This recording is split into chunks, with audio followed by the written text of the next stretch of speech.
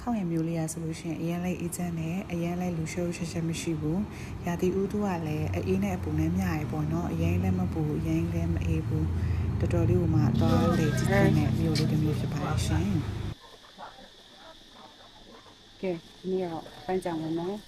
တယောက်ကိုဝင်ကြရတော့တရားနဲ့မှ30ပြရတယ်ပေါ့နော်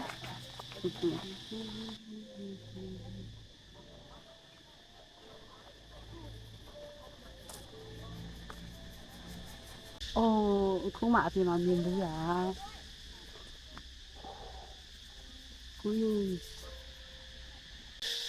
တော်တော်လာ flower bed ထောက်ရအောင်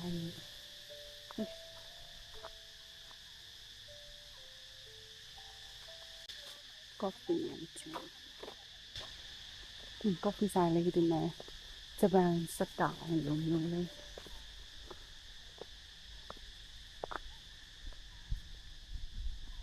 ဂျပန်ဆိုင်လို့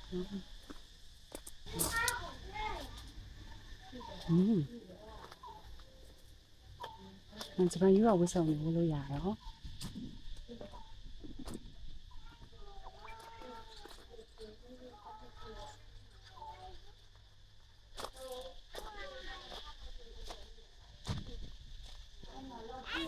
那哎，你是啥？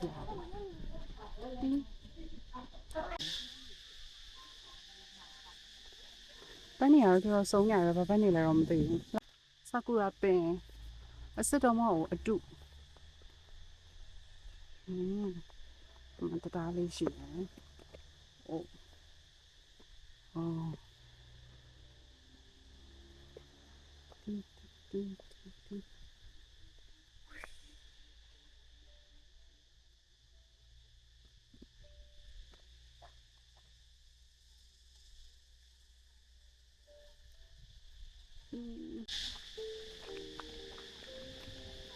အပြင်ကနေကြည့်တော့ဒီပန်းကြံ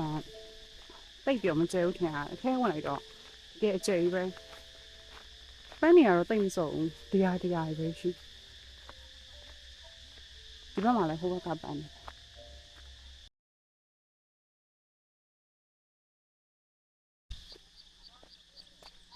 ဒါဘာလို့ကြည့်လဲမသိဘူး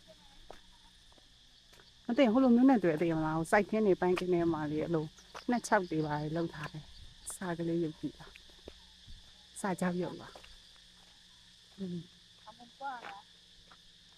ခေါင်ရပန်းချမ်းလေးကတော့ဒီလောက်ပဲပေါ့နော်နောက်ရတဲ့ကြလို့ရှိရင်တခြားနေရာလေးလိုက်ပြီးတော့ပြပါမယ်အားလုံးကျေးဇူးတင်ပါတယ်တတာ